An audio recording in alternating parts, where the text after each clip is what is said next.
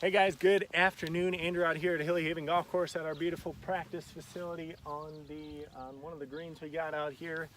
And today I wanted to talk a little bit about short game mindset for you. So I'm just going to cover a little bit today. If you want the whole short game system, well, you're going to have to take a lesson for that, which I'd be happy to set up for you. Rule number one, if you can putt, putt. I mean, if it's a shot that you can pull off with a putter and end up close to the pin, putt it. If you can't putt, chip. If you can't chip, pitch. Now, what's the difference between a putt and a chip? It has nothing to do with mechanics. The mechanics of a putt and a chip are going to be exactly the same. The only thing you're going to change is the golf club that you have in your hand.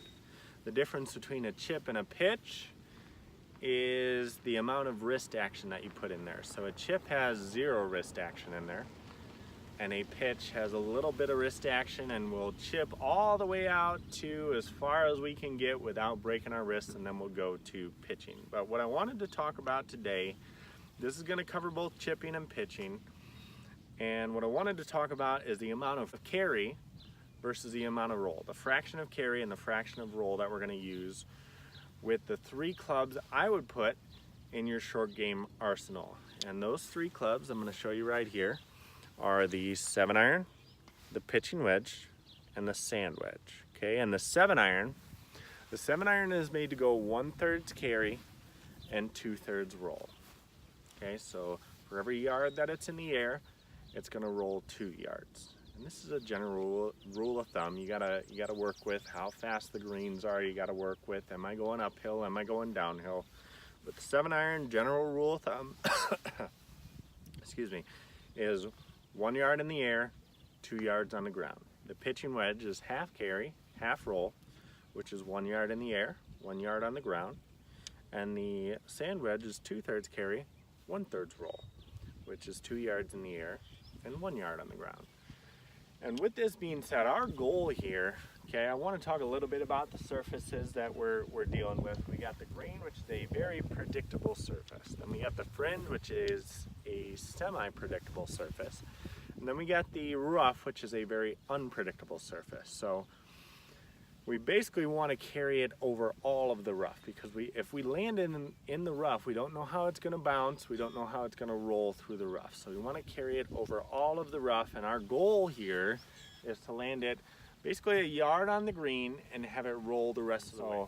We want to be as much in the on the ground as possible, and we're going to pick out our club to be able to accomplish that. So I'm going to show you these three shots with both a 7-iron pitching wedge and sand wedge. I have holes laid out here that's going to allow us to do that 1/3 carry, 2/3 roll, that half and half, and then that 2/3 carry, 1/3 roll. So I'm going to hit with the 7-iron first, go for the farthest pin, then the pitching wedge second, go for that middle pin, and then the sand wedge third, and go for that closest pin to us. So this is what those are going to look like. So this is that 7-iron, 1/3 carry, 2/3 roll, all the way to that farthest pin, just trying to land it just on the green and have it roll the rest of the way. So this is that 7-iron.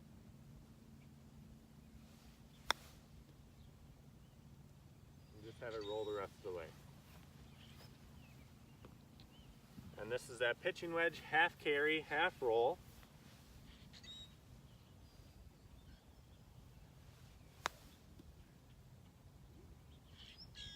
Pretty good shot there. And this is that sand wedge, 2/3 carry, 1/3 roll.